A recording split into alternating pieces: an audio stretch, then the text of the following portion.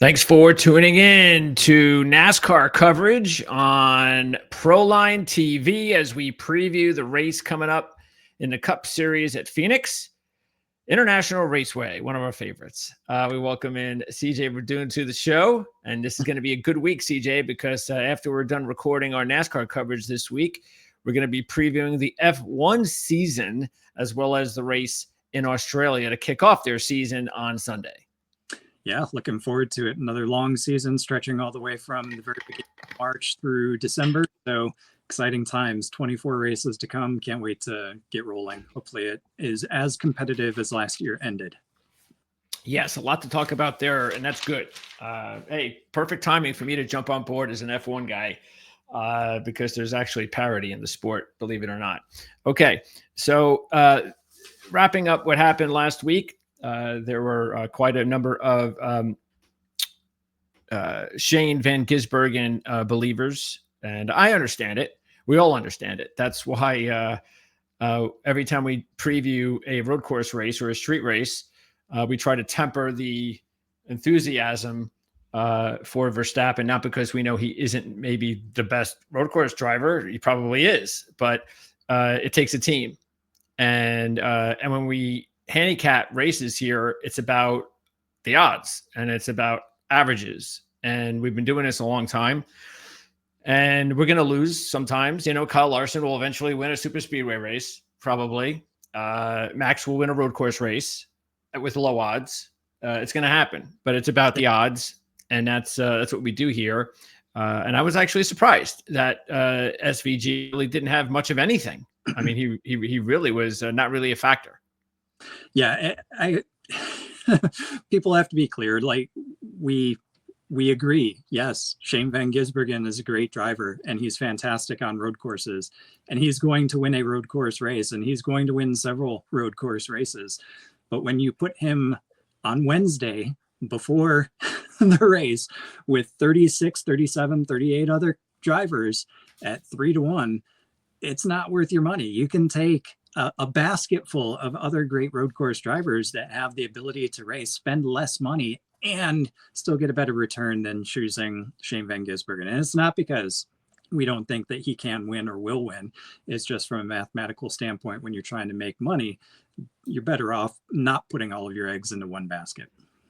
Yeah, I mean, and look who won the race. I mean, same thing. We know that Christopher Bell is a good road course driver, but he broke all the trends, and it's going to happen. He had no speed, no qualifying speed, no practice speed. He won the race, and even though they've only had 4 Cup races there, he's the farthest starting position winner. I think it was 17th, but the previous was 16th, I think. Yep. So now we just have to move it back a little bit. But still, and really it seemed to come down to one simple thing, which does happen quite a bit in the sport, especially on road courses, and that is the caution, or actually not the caution, but the pit, when to pit. Yep. And I get why you want to pit first a lot. I understand that. But there are sometimes pitting last is a benefit, and it really worked out for Christopher Bell, especially because a few laps later, Denny Hamlin gets into a wreck. There's a little conspiracy online about, well, you know, his teammate starts a wreck and that brings Christopher Bell back up to Kyle Busch, and whatever the case, I'm sure that's not what happened. But, you know, you got to get lucky. And Christopher Bell got lucky. And as soon as he was right there on Kyle Busch's doorstep with the fresher tires, you knew it was only a matter of time. Oh, yeah. And I thought it was very interesting afterward, the interviews with Bell saying he wanted to race Busch hard, but very cleanly. And they did. Yeah. And that was a fantastic battle. And even afterward, when Busch slipped back to 5th and Bell was out front and Byron was chasing him down and Reddick caught up, a 3-way fight, all 3 of them racing really cleanly. All 3 of them giving it everything that they had, that their cars were able to muster up for them. And in the end, none of them could just get close enough to be able to put the fender next to the other car. And like you said, they started with the pit strategy, and they will do this on every road course. They started with the pit strategy right from the beginning, and everyone that was wanting to go for the race win played the long game. And that's why you had people like Bubba Wallace and Ryan Preece ending up winning the initial stages. But then somebody like, or the Reddicks, Byrons, and Bells of the world that are great road course racers there at the very end. And I think you can expect that on all of the road courses here going forward. Yeah, it was nice to see that. What wasn't nice was what Ross Chastain did to my top pick, because Chase Elliott ends up fourth, and you just wonder what could have happened had he not been wrecked and started the first lap in last place. Mm-hmm. This is also, I don't know. I mean, kudos for Chase for keeping his head on, but in the old days that would have happened. There would have been a big dust up on pit road, but it's not the old days. It's not how they race. There's a completely different generation, but that's just got to be so annoying. I mean, you prepare all week, you just start the race, you think you have a winning car, and then you get dumped and you're out of it immediately. Yep. But, good for Chase. He came back, and I think it's a good sign for us because maybe that'll help us the next road race, because maybe Chase will still be getting okay odds. I don't anticipate the odds will change very much. And then, if he doesn't get wrecked, maybe he'll get a win for us. Yeah, that was disappointing. Yeah, we've been talking a lot about his ability on the road courses with the new car compared to the old one. And he has absolutely figured out what his issues were. He's without a doubt improved, and Sunday's drive from the back of the field all the way back up to fifth, I think was, or whatever place he finished was excellent. And that's just proof again that he's got this car now has it figured out on road courses. And I think we can expect again, Chase Elliott to be one of those top drivers as we go to the next 5 road courses that we have for the rest of the year.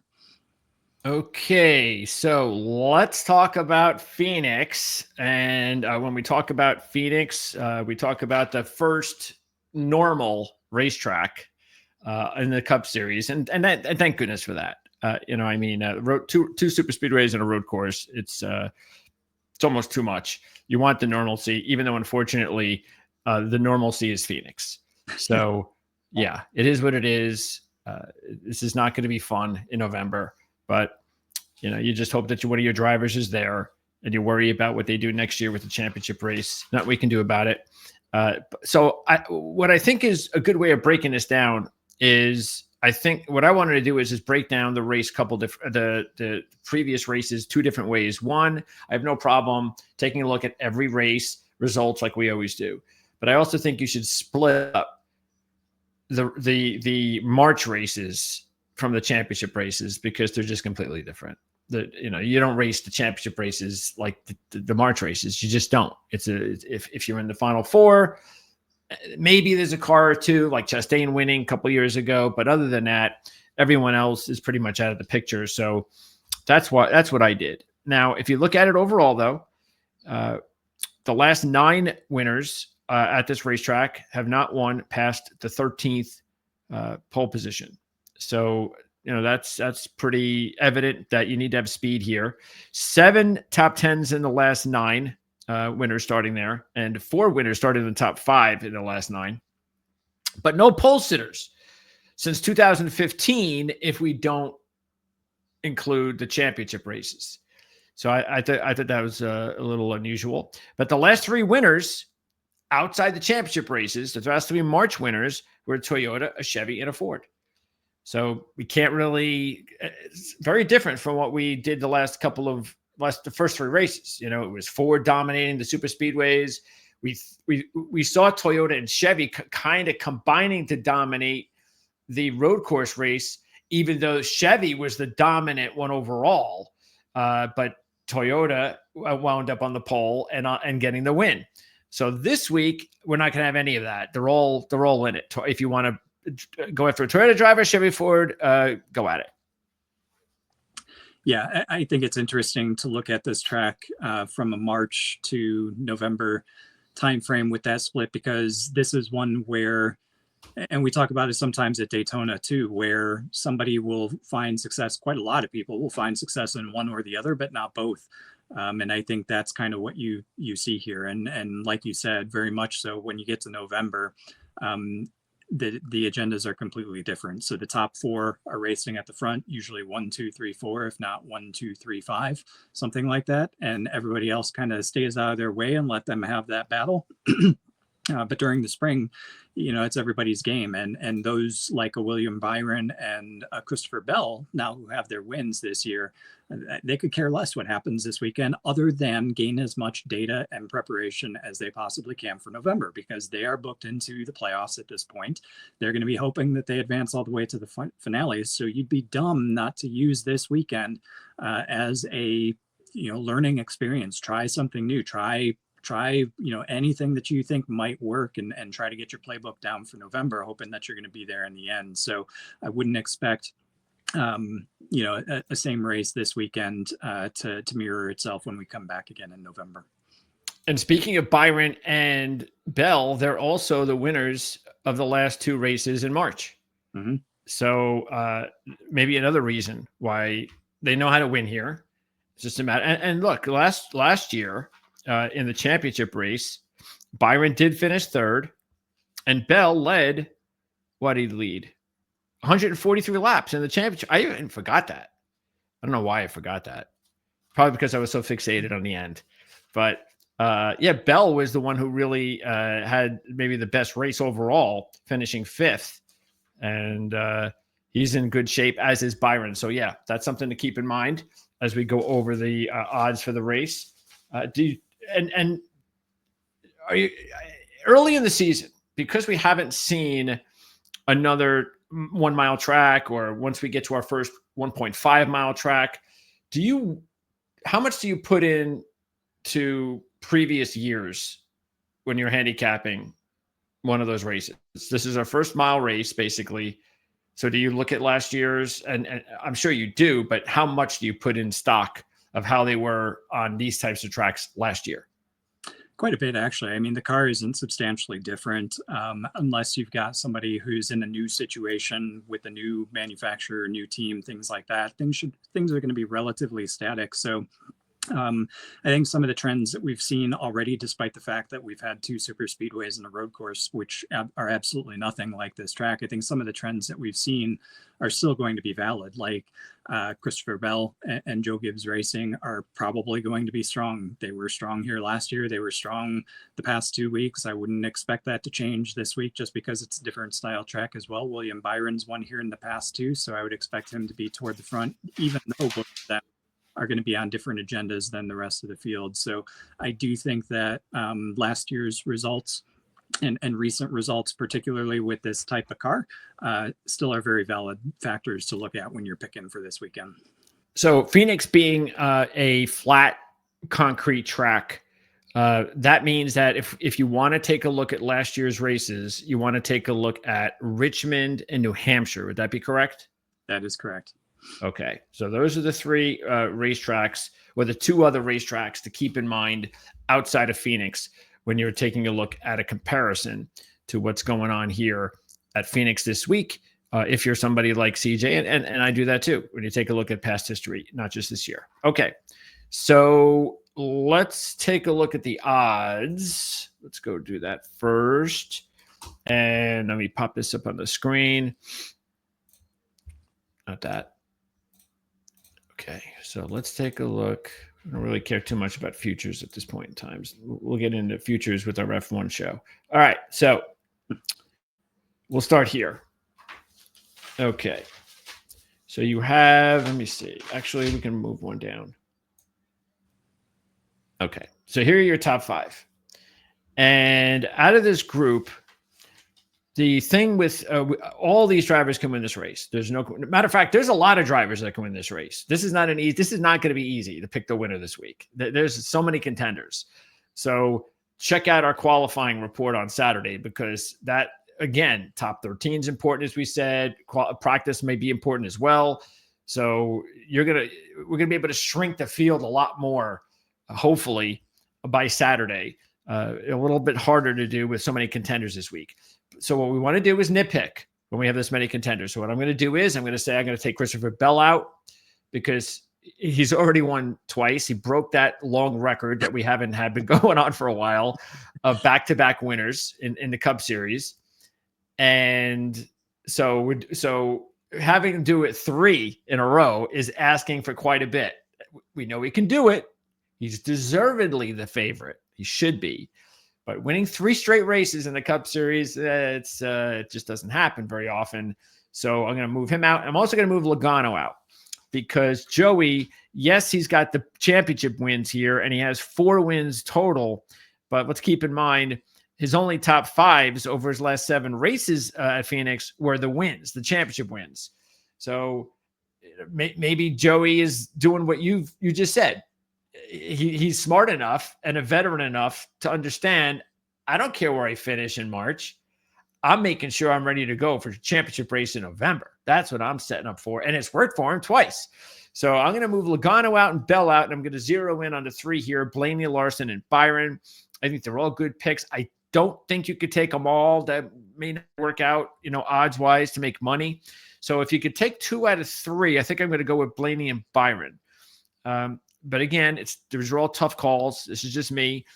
Blaney is he's like the most obvious who hasn't won here. He's going to like Shane Van Gisbergen winning a road course race, basically. We know it's going to happen. We know Blaney's going to win at Phoenix sooner or later. The question is he going to play that game as well? Or it's like, what, let me just get a win here first. I think that's important. I mean, just know I can win here. And I think that's the case because he's got 4 runner-ups in his 7 straight top 5s at Phoenix, just going back the last 7 appearances.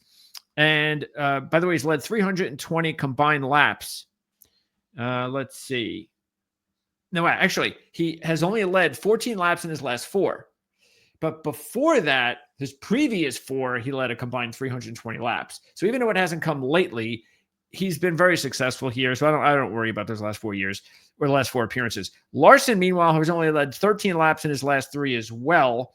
He does have 10 top 10s in his last 12, 7 of those top 5s. He won from the pole in 2021, leading 107 laps in that race. I just think Blaney's a little bit better than Larson here, and he doesn't have a win, so I think he's overdue. And Byron, I just like Byron. I mean, Byron's up to a nice start this year. He's the leading points getter, so I think he's in a good groove. He's been 6th or better in 4 of his last 5, including a win in 2023. He's led 178 laps combined during that stretch. He was 3rd, as I mentioned, in the championship race. Not so good in March, which, again, may make you wonder about whether or not where their priorities are. So I would go Blaney, Byron, Larson, but that's just me. What about you? Yeah, I think Blaney is by far the top choice that you've got to go with. Just from a consistency standpoint, he's been tremendous. He hasn't finished lower than since the spring of 2021 when he finished. By the way, that was only 10th. So he's just extremely good and consistent at Phoenix, which immediately puts him to the top of my list. Kyle Larson, a little bit more inconsistent, and that's what we've talked about with Kyle Larson pretty much at every single racetrack and throughout the season. I think that hurt him last year. And that is true again also here at Phoenix, which again makes me think that Byron, from an odds and statistics standpoint, a little bit more consistency, a little bit more on the laps led recently in these races. Plus, as you said, the sport's all about momentum, and he's got a full head of momentum coming into this weekend. So I could see, certainly Blaney at the top of the list, but my second, I agree with you, it would be Byron out of this bunch. And would you also agree that expecting Bell to win 3 straight is probably just not a good, yeah. Yeah, we've been talking for over a year. So I think it was Chris Buescher that did Chris Buescher that did the last back-to-back, and that was 2023. So it took more than a season for it to happen again. Asking for 3. I'm not going to immediately abandon ship and say, oh, yep, now it's 2. Christopher Bell is going for 3, and I think he can do it. I agree with you. He absolutely deserves to be the favorite because of how well he's run the past 2 weeks, as well as good as he's been here at Phoenix. I just think winning 3 in a row is a tall order. Yeah, and look, he was, not only did he win last year, even though he did not lead the most laps, he was like the dominant car all weekend. So It was not a surprise that he won the race. Okay. let's move on. Let's take a look at the next group here. And okay, so we have Hamlin through Chastain. That's a good one. All right. So out of this group, again, I think you have, I think almost all of these drivers are capable of winning. And now we're getting better odds, though. So this is where you might want to pick one of those drivers that we talked about and then maybe add one here, because I think these guys are almost, they're not that far behind at all from the guys that we just talked about, just a tiny bit. So, and you're getting better odds. Hamlin, even though he doesn't have a top 5 in his last 6 at Phoenix, let's keep in mind he led 68 laps in this race last year, which was tied for the most, and he was on the pole. And the main reason that he finished outside the top 6 was because he was being dumb, and he decided to race Ross Chastain hard for no apparent reason, and that knocked him out of the race, out of winning the race. So that was stupid. If he didn't do that, I think Denny Hamlin probably wins the race. So keep that in mind. Plus, you're getting 10-1. He does have 2 wins at Phoenix. I don't think Elliott's the play this week. He hasn't been very good here lately. I expect that to change. I think he'll start improving as you mentioned, CJ. He's getting more familiar with the car. I think he will get more familiar on most of these racetracks as well, because he's had some history here. So, but it just hasn't been lately. Average 16.4 average at his last 5, I believe. Briscoe, though, could be interesting at 12-1. He's got a 2022 win here. He's taking over Truex's car, of course. So this is going to be a deal all year, we're going to say. And last year, Martin Truex Jr. came very close to winning the race. If he had a little bit more, a couple more laps, I think he might have won the race. So it was a caution kind of deal that kind of screwed him up. Otherwise, so that's the car Briscoe's in. He already has a win, as I mentioned. And he has 4 top 10s and 4 Xfinity Series races at the track. So it's a good track for Briscoe overall. Plus, you're getting 12-1. Reddick, meanwhile, he was the one that tied Hamlin with 6 laps led last year. And he had a strong car, but ended up 10th. I'm not exactly sure what happened, why he ended 10th. I don't know if he got in the same caution as Truex, but it did not work out for him. So, and he's a West Coast kid. Meanwhile, he does have 2 top 5s and 4 top 10s in his last 6 at Phoenix, and a 7.2 average in 5 Xfinity Series races at Phoenix. Chastain is the one with the best odds at 14-1 on this board, and he's been 6th or better in 4 of his last 6, including a runner-up and a win. He led 157 laps in the 2023 win. That was the championship race, and that was the race, of course, that he could not qualify to win the championship. So again, all of these drivers, I think, have a shot. I think Elliott's the only one that I'm just going to pass on. If I had to pick one out of this group, I would probably go with Reddick. Yeah, I agree with your analysis. Elliott, for whatever reason, since he won his championship race, hasn't been the greatest here. I do expect improvement because he's been showing it so far this season as well. The other 4, I think all of them could be in with a shot at the win. I would probably choose Chase Briscoe first. And that's a little bit more of a gut feel versus kind of concrete. He won here with Stuart Haas back in 2022, and that was the spring race, finished 4th, 7th, and then 9th in the 5 races here since then, 2 finishes outside of the top 20 in that as well. So I just think Chase Briscoe, Joe Gibbs Racing, Martin Truex Jr.'s car, a track that he's had success at the past in, I could see him punching above his weight this weekend. And then after that, it'd probably be a tie between Denny Hamlin and Ross Chastain, and I'm not sure who of those 2 I would choose. Maybe Chastain because he's got the better odds. I'm getting a 40% bump there by going with him. But I also think Tyler Reddick could come out and win as well. So really tough decision. This race overall, as you said, is going to be really, really tough to choose. But out of this bunch of those guys on the screen, probably Chase Briscoe just from a gut feel. Okay, let's now go down to this next group here. And Kyle, I think I'm going to feel the same way with Kyle as we are with Chase, is that I'm expecting Kyle to do better than he has lately at this track. But it just hasn't been good for Kyle here. He did win back-to-back here back in 2018 and 2019, so he knows how to win at the track. But he does not have a top 5 in his last 9 appearances with an average of 14.7 and not a lap led. I mean, that is not good. That's why he's 22-1, but at least you're getting 22-1. And like I said, I do expect him to do something better than what he's accomplished in his last 9. But asking him to win a race, that's a little bit difficult, especially since I think there are some other long shots that might be a little bit better. Chris Buescher, for example, he's the same odds, and his last 3 appearances, 9th, 2nd, and 5th. Now, he only had 1 top 10 in his first 15 appearances, so something's clicking, and it's really surprising considering Brad Keselowski's terrible here. So something's clicked for Buescher here, even though he's only led 20 laps in 18 races. I'm not saying he's a really good pick, but I think he's probably a little bit better than Kyle. But the most obvious one here in this group, it's easy, and it's also a really good number, and that's Ty Gibbs. And you got Ty Gibbs, who last year led 57 laps in the race, had a very good weekend. So all in all, it was one of his best weekends of the year. And in the Xfinity series, he had 3 races. He finished 1st, 2nd, and 6th. Matter of fact, his last appearance in 2022, he led 125 laps from the pole, winning. So he left there really hot at Phoenix, comes into NASCAR, and in this race here, his 4th race, was his best race. And I think at 25-1, he is a no-brainer sleeper pick. Yeah, I again, completely agree with everything you said.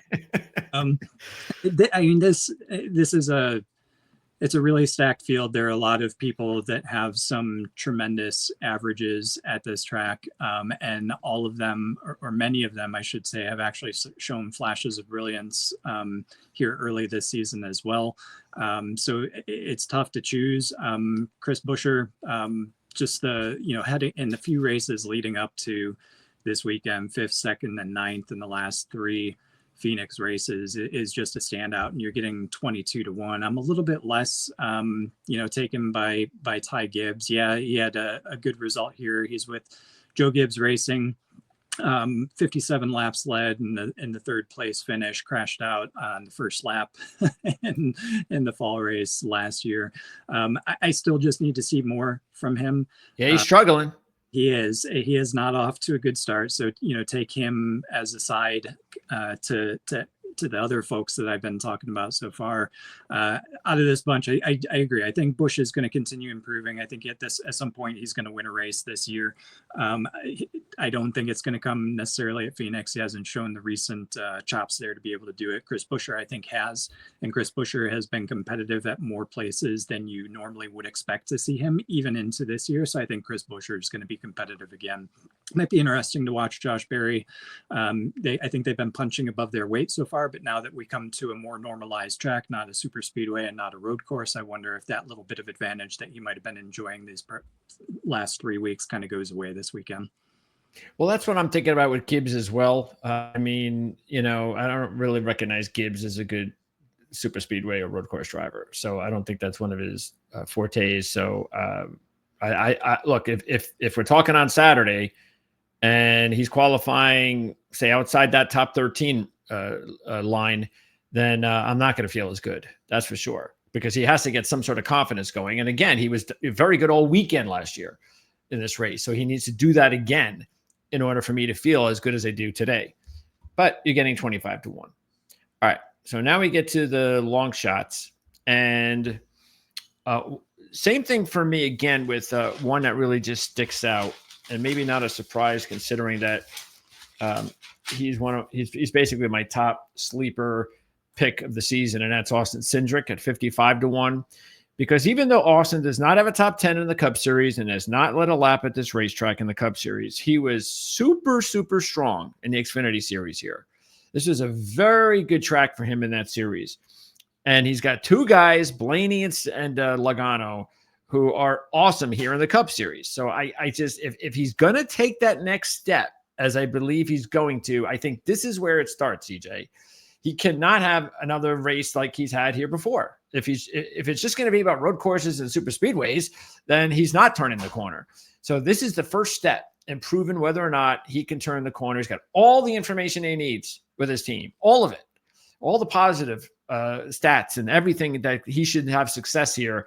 And he knows how to have success here from the Xfinity Series. He had, matter of fact, his last 3 Xfinity Series appearances were second, first, and first, leading over 300 laps combined in those last 3 races. So it's got to happen here for me to feel good about him the rest of the season. Wallace could be interesting because Reddick's his teammate, and his last 4 races were his best. He averaged 11.7 with 2 top 10s in those last 4, and you're getting 50-1. Bowman has not really done anything here except that 1 year. I mean, we keep saying this every year. We've been doing this since that year. Is that, hey, look, he had led 194 laps in 2016 from the pole, and he finished 6th. Is his best finish, and it's the same thing. He hasn't done anything since then. And I guess Hocevar is the only other one that would be the question mark, because he just keeps doing things that we don't expect him at tracks that he doesn't have experience on. So I don't know. I mean, have you gotten like a grip yet on what type of cup tracks might actually work out well for Carson Hocevar when we don't have any past experience in him doing well before? Well, he came from the truck series, so I think more like the 1.5 mile ovals. Those again are the bread and butter of that series. So I think that's going to excel. I think the bigger question is just, this is a big step up in competition from him. He came from the truck series straight in the cup, basically. So how is he going to fare? And he's with one of the more underfunded teams. He's not with one of the juggernauts, but yet he continues to show good results. And he significantly improved from the beginning of the season last year to how he ended the year. So I think Carson Hocevar, he's got consistency. I think that team is improving, and I think he is getting the maximum out of the car. I would love to see what he could do in one of the better cars on the grid, because I think he'd be in contention for race wins. But I do think that in the rest of the season, I'll be looking for him more on the 1.5 kind of traditional more traditional, normalized ovals. None of this bunch, I agree with you. I think Austin Cindric's not been great here in the past, but I do think, again, I still think that he's on the cusp of a very improved season in 2025 from where he's been in the past.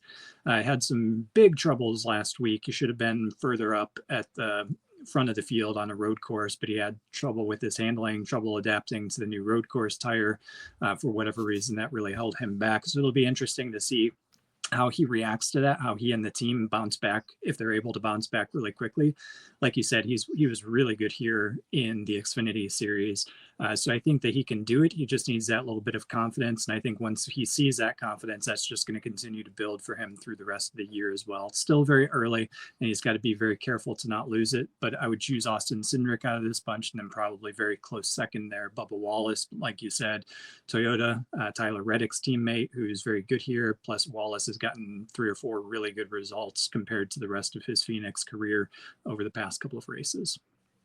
Yeah, it was a little surprising. Things didn't work out for Cindric last week, but he was he's driving a Ford, and that just, he was hampered by that for sure. So check out. See, this is what confuses me with Hocevar. So taking a look at his best top 10 finishes, and he had a top 5. Look at all the different tracks. He was 8th at Gateway, 8th at Richmond, 10th at Michigan, 3rd at Watkins Glen, and 9th at Homestead. I mean, I don't, I mean, there's, I guess there's a little bit of that 1.5 you're talking about, but still it's he's kind of all over the place in a way. I can't get a firm grasp, because I'm trying to wonder when is the good time to kind of jump on one of these numbers, because he just keeps surprising us. But then again, I think a lot of that has to do sometimes with qualifying. And if he can qualify well, that doesn't mean he's going to have a really good race. But anyway, we'll try to figure that out. It's not easy. Okay. And then the rest season in the series. What's that? Especially with only one season in the yes. season, summer being significantly better than the spring. Yes. Okay. So with the rest of the long shots, I'm going to go with 2 more guys that would stick out for me. And that'll be these 2 guys here. Noah and Cole at 100-1. Noah being a West Coast kid, maybe he'll be also a good play next week. I actually think that he's a money play long shot this week. He's finished 12th in his last 2 Cup appearances. He's only been in 3. And in the Xfinity Series, he has 3 top 5s in 8 appearances. He led almost 200 laps combined. And he has 2 runner-ups and a win. Cole, also a West Coast kid, he has just 1 top 10 and 6 Cup appearances, but that's okay for Cole Custer. And in his last 3, he finished 16th, 16th, and 13th. So fantasy-wise or top 10, that may not be a bad idea. You can still get good numbers because they're 100-1. And in the Xfinity Series, he's been really strong. 8 top 10s out of 10, 4 top 5s, runner-up. He won just a couple of years ago. He's led a bunch of laps. His average was 7.6. So if I'm looking for the only 2, because there's a lot of long shots here. So it's like the first week where there's a big disparity, where there's just so many of these drivers, including drivers like, say, Stenhouse or Gilliland or Austin Dillon, AJ McDowell. There's Vin Gisbergen, Jones, guys that we might think about for long shots on certain other tracks. I'm just not even thinking because they don't have any sort of good history here. So that's why I'll probably just throw a buck or so on Gragson or Cust. Who are your long shots? Gregson was the one that immediately popped to mind, and mainly because of how good he's been so far this season. I think we've seen him doing a great job with not such a great hand being dealt to him.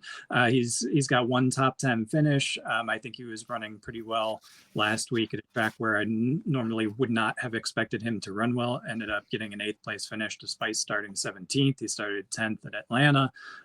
So I'm anxious to see what Noah Gragson is able to bring to a more normal type of track and see if that trend of punching above his weight continues this weekend at Phoenix. Okay, so now let's go ahead and get into our picks. Where are we? Here we are. Let's move this on up. And who goes first this week? I can't remember, to be honest with you. Well, you started. So what race are we on? 4th? This is 4th, so it would be me. Yep. Okay. So, well, I think we were both going to take the same driver, so I'll take Blaney. We were. So that leaves me with Byron. I will go ahead and take him as my first choice. Yep, that would have been mine. Okay, so I am going to...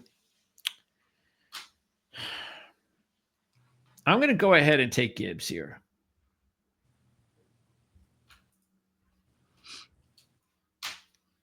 Scroll down just a little bit. I'm a little bit torn here. Yep.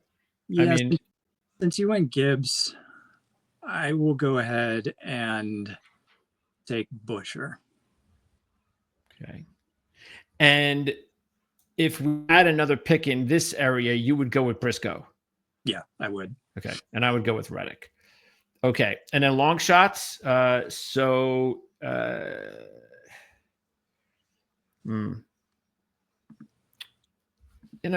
go ahead with Cindric and let you take Gragson, right? Yeah, I was going to say, so that leaves me Gregson. It makes it easy on me. Yeah. I wasn't going to take Cindric only because I just want to see 1 week how he reacts to the disappointment of last week, see if he's able to bounce back and see if what we both think to be true is actually playing out at a more normal place like Phoenix for him. Totally understandable. Okay, so that is going to wrap it up. Now, what do we got? Let's get rid of this Phoenix crap next week so we can go to Las Vegas. Las Vegas is a good track.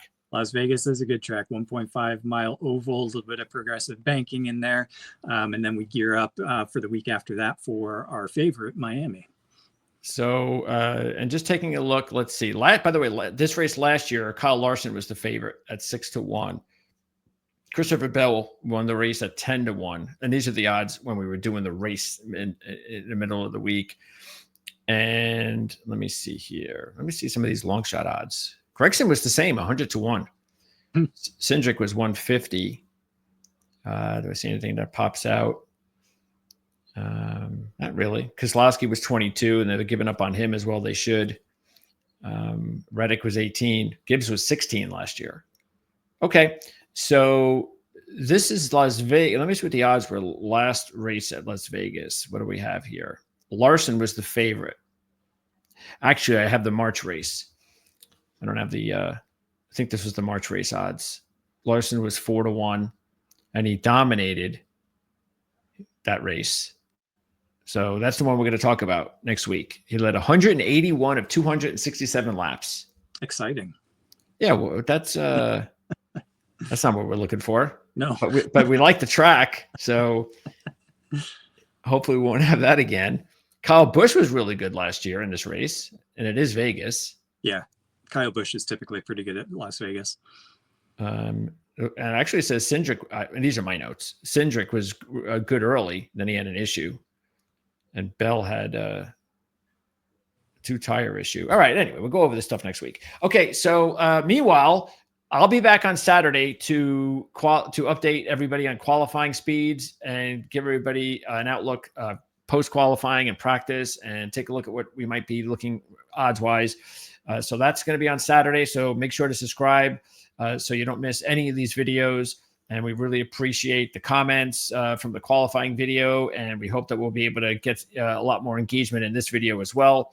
And then you're going to have a preview of the race yourself. What is it? The DFS qualifying? Oh, DFS fantasy? DFS fantasy and best bets. We'll put that up on Friday on rotowire.com for the Phoenix race weekend. And then I'll have that, and we will put a link to it with the video that I'll put out on Saturday for qualifying. And that'll be on Saturday. So we'll also be recording our F1 season preview in just a few minutes. So look out for that. And we'll see everybody next week here talking NASCAR.